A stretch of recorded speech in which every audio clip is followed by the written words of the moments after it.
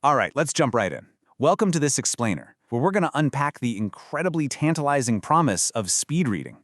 For decades, we've been told that it's possible to just devour books in a fraction of the time, absorbing all this knowledge at lightning speed.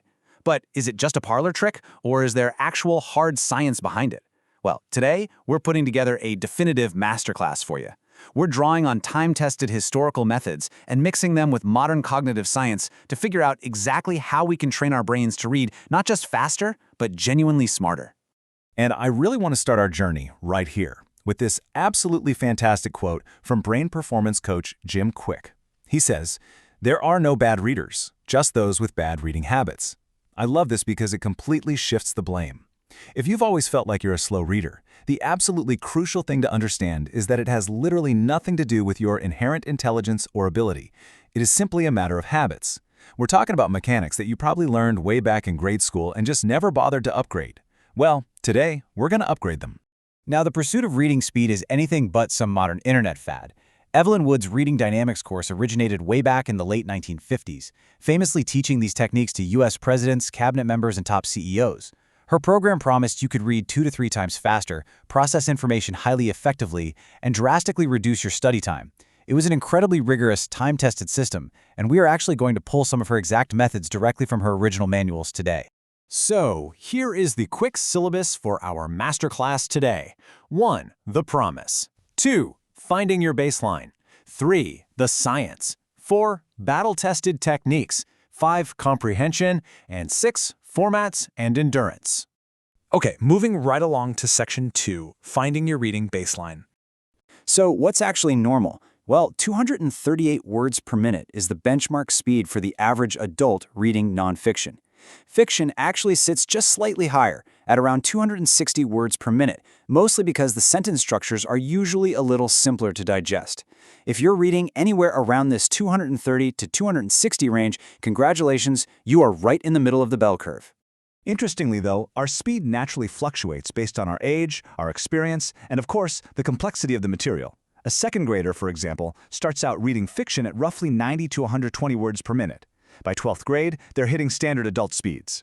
But look at technical material. Even for an adult, diving into a dense textbook or a highly complex report drops the average speed all the way down to 150 to 200 words per minute. So context is everything. If you want to calculate your exact personal rate, you can actually use this really straightforward method straight out of that classic Evelyn Wood instruction manual. It's super simple. You just set a timer for 3 minutes and read at your normal pace. Then, round off your unused time, subtract it from the 3 minutes, and divide your total word count by that time used. That gives you your own personal words per minute baseline to track your progress against moving forward. All right, Section 3, The Cognitive Science of Reading.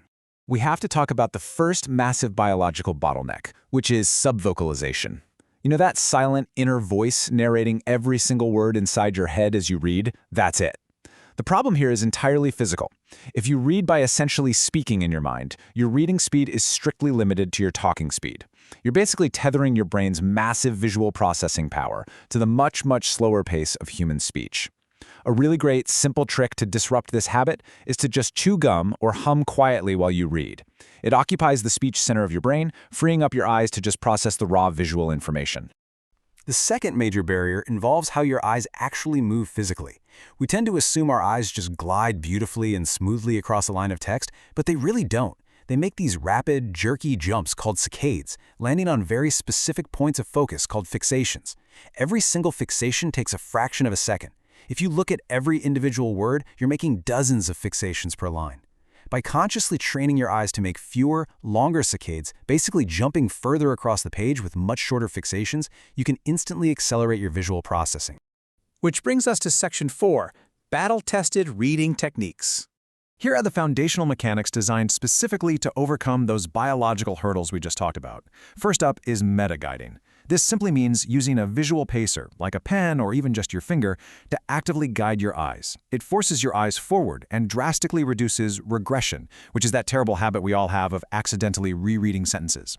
Second is chunking. So instead of fixating on single words, you train your eyes to capture groups of 3 to 5 words all at once. It's kind of like reading musical chords instead of plucking out single notes. And finally, taking regular breaks. This is crucial to let your brain actually consolidate that rapid influx of information. Let's see how this builds into an actual training regimen. Have you ever heard of a Schulte table? This is a really popular modern visual training tool.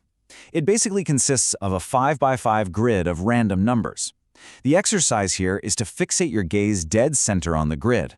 Then, without moving your eyes at all, you use your peripheral vision to find the numbers in ascending order from 1 to 25.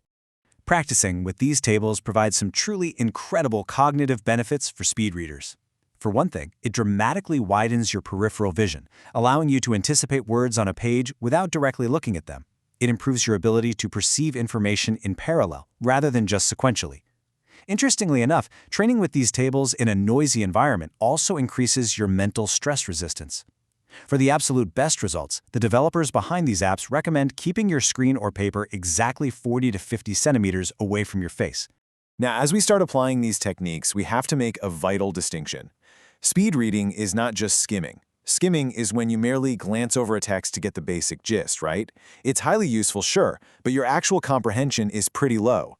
What we are aiming for here is rapid reading. Rapid reading is using that meta-guiding and chunking to process text at very high speeds while actually absorbing and understanding the complete narrative or the core argument. And that naturally leads us to Section 5, retaining deep comprehension. This is the elephant in the room, and honestly the most important question in this entire explainer. Do you actually remember anything when you read that quickly? Let's look back at an actual recall sheet straight from the historical Evelyn Wood course. She used the classic nursery rhyme Jack and Jill as an example to explain this. You have a column for more important points, like Jack and Jill actually climbing the hill, and a separate column for details, like doing it specifically for water and breaking his crown. The main takeaway here is that structured active note-taking has always been a mandatory companion to speed reading. You don't just read fast and hope it somehow sticks. You actively categorize. To absolutely guarantee you absorb the material, you need a pre-reading framework. Before you even start reading quickly, you have to prime your brain. Skim the headings and those bolded terms first to create a mental roadmap. This tells your brain exactly what to look out for. While you're reading, use selective highlighting. Basically ask yourself, is this a core concept, before you actually mark it down? And actively try to connect the new facts to things you already know. This active engagement is exactly what locks that rapidly acquired data into your long-term memory. Finally, Section 6, formats, endurance, and age. Your strategies really must shift based on the specific medium you are reading. For physical print books, ergonomics are key. You absolutely want a book stand to prevent neck strain, and you should practice smooth page turning with your thumb so you don't break your visual flow. On the digital side, it's all about typography optimization. In fact, research actually shows that simply doubling the vertical line spacing on a digital screen can double a reader's processing speed for small print. Definitely take advantage of those digital settings. But what about endurance? Let's be real. Reading at double your normal speed is a major cognitive workout. You wouldn't just go out and run a marathon on your very first day of jogging, right? So, start with 15-minute high-speed reading sprints. Read as fast as you can effectively comprehend for 15 minutes. Then literally stop and take a structured break to let your brain rest. Make sure your environment is completely distraction-free, and maybe even use focused breathing to center your attention right before you jump into your next sprint. And if you're sitting there wondering if all this effort actually pays off in the long run, consider the number 128.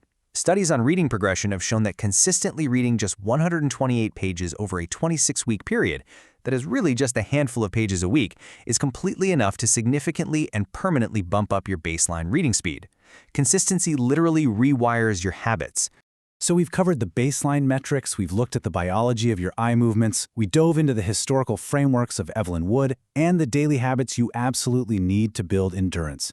You literally have the Masterclass tools right in front of you. So the only real question left for you is, armed with the science and these battle-tested techniques, how will you tackle your next book? Thank you so much for joining me on this explainer, and happy reading!